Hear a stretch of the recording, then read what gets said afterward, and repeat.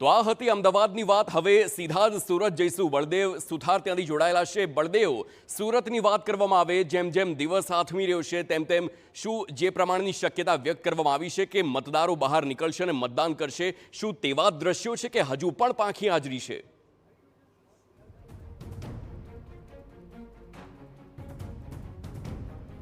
જે રીતે સુરતની વાત કરીએ તો સુરતની અંદર વહેલી સવારે 3 કલાક સુધી જે અલગ અલગ મતદાન મથકો ઉપર ભારે ભીડ હતી તે લોકોની જોવા મળી હતી। પણ જે રીતે સૂર્યનો જે પારો હતો જેમ જેમ આગળ વધતો હતો તેમ તેમ મતદાનનો પારો છે, મતદારોનો જે પારો છે તે ધીમી ગતિએ જોવા મળ્યો હતો। ત્યારે તે રીતની જ ગતિ છે તે સુરતની અંદર પણ જોવા મળી રહી છે।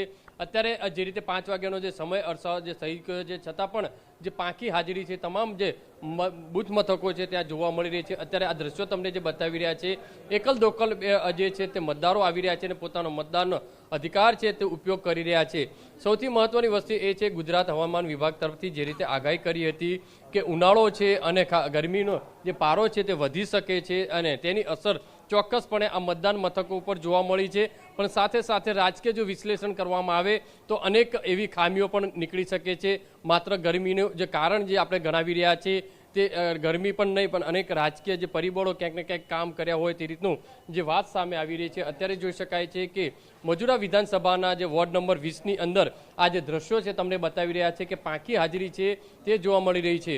સૌથી મહત્વની વસ્તુ એ છે કે તમામ જે ઉમેદવારો છે તે અત્યારે પોતાના વિસ્તારોની અંદર જે બાઇક મારફતે ફરી અને તમામ ઉમેદવારો છે જે મતદારોને બહાર કાઢવા માટેની જે કામગીરી છે, લોકો મતદાન મથક સુધી પહોંચે તે માટેની જે કામગીરી છે તે કરવામાં આવી રહી છે। કારણ કે જે રીતે પરિસ્થિતિ જે સર્જાઈ છે કે ગરમીની કારણે મતદાન છે તે ઓછું થયું છે અને જે ટકાવારી જે ઓલ ઓવર જોવામાં આવી રહી છે 3 વાગ્યા સુધીની વાત કરીએ તો સુરત શહેરની અંદર 43.52 પોઈન્ટ જેટલું જે છે મતદાન થયું છે। એટલે આ આંકડો જ જે કહી રહ્યું છે કે ગરમીની અસર તો છે જ, જો પણ ખરેખર રાજકીય જો વિશ્લેષણ કરવામાં આવે, એક તરફ વાત કરવામાં આવે તો ઓવરઓલ નીરસ મતદાન તો જોવા મળી જ રહ્યું છે અને જે બૂથ પર આપ છો ત્યાં પણ નીરસ મતદાન છે। પરંતુ એક સવાલ એ પણ થાય કે કેટલાક એવા વિડીયો વાયરલ થયા છે કે લઘુમતી વિસ્તારોની વાત કરવામાં આવે તો તે વિસ્તારમાંથી મોટા પ્રમાણમાં એ લઘુમતી સમાજના લોકો મતદાન કરવા આવી રહ્યા છે। તે લોકો ગરમી ભૂલી રહ્યા છે, તે લોકો તડકો ભૂલી રહ્યા છે અને તેમ છતાં આ બધાની વચ્ચે તે લોકો લાઈન લગાવી રહ્યા છે। આ પ્રકારે શું જે દ્રશ્યો સામે આવ્યા છે તેની શું હકીકત છે?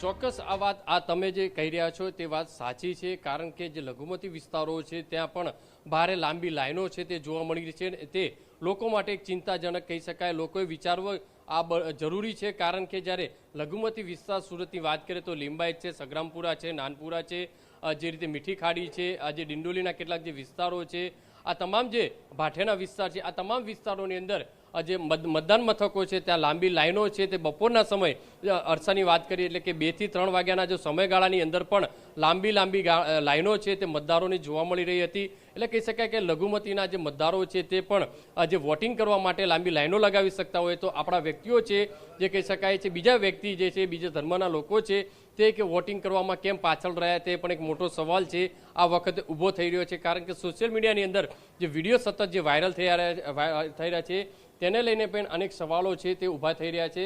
સૌથી મહત્વની વસ્તુ છે કે અમુક જે બૂથો છે ત્યાં ક્યાંક ને ક્યાંક પાંખી હાજરી છે તે જોવા મળી રહી છે। આ દ્રશ્યો તમને બરાબર એક દિવસ પહેલાની વાત કરવામાં આવે તો આમ આદમી પાર્ટીના કેટલાક બેનર્સ જે હતા તે સામે આવ્યા હતા અને તેમાં કેટલાક જે લઘુમતી સમાજના મુદ્દાઓ હોય તેને ટાંકીને બેનર્સ લગાવવામાં આવ્યા હતા અને ત્યારબાદ કેટલાક મુસ્લિમ સમાજો છે કે તેમણે સીધું જ સમર્થન આપને જાહેર કર્યું હતું। એવી અનેક વાતો સામે આવી છે।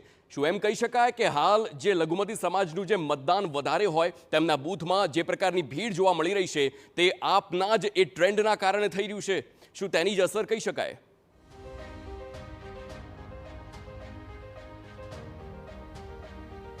હજુ સુધી કોઈ સ્પષ્ટ કારણો સામે નથી આવ્યા, પણ જે રીતે લઘુમતી વિસ્તારોની અંદર જે રીતે લાંબી લાઈનો છે મતદારોની જે લાગી રહી છે તે અનેક સવાલો છે તે ઊભા કરી રહ્યા છે।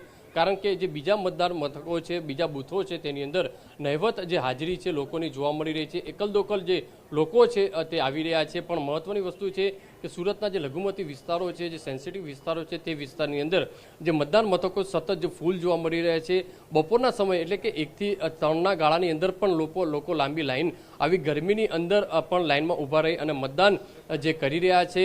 અને તે પણ એક વિષય જે છે તે ચર્ચાનો બન્યો છે, કારણ કે સોશિયલ મીડિયા ઉપર સતત આ જે પ્રશ્ન છે તે ઊભો થયો છે. અને જે રીતે ગઈકાલથી જે રીતે કેટલાક શહેર અને શહેરના કેટલાક વિસ્તારોની અંદર જે બેનરો લાગ્યા હતા કે લઘુમતી જે કોમ છે તેને કંઈક સપોર્ટ કરવાની જે કેટલીક પાર્ટીઓના જે બેનરો લાગ્યા હતા તેને પણ એક કંઈક ને કંઈક કારણ બન્યું હોય તે રીતું હાલમાં ચર્ચાનો વિષય છે તે બન્યો છે. એટલે કહી શકાય એટલે આ માત્ર જે મતદાન જે છે તે ઓછું થવાનું કારણ માત્ર ગરમીને આંકી ન શકાય એવા કેટલાક બીજા બિલકુલ પરિબળો જે આભાર છે તે બળદેવ સામે આવી સમગ્ર રહ્યા છે. માહિતી રાજકીય બદલ. પરિબળો તો છે. હાલ જે દ્રશ્યો સુરતના જોવા મળ્યા ત્યાં પાંખી હાજરી તો જોવા મળી, પરંતુ બીજી તરફ એ વાત પણ સ્પષ્ટ છે કે લઘુમતી સમાજના લોકોમાં જે પ્રકારની જાગૃતતા આ વખતે જોવા મળી છે તે ક્યાંક ને ક્યાંક પ્રશંસનીય છે, કારણ કે ધમધોકતો તાપ એ તમામ શહેરોમાં છે, પરંતુ તે ભૂલીને પણ તેઓ મતદાન કરી રહ્યા છે.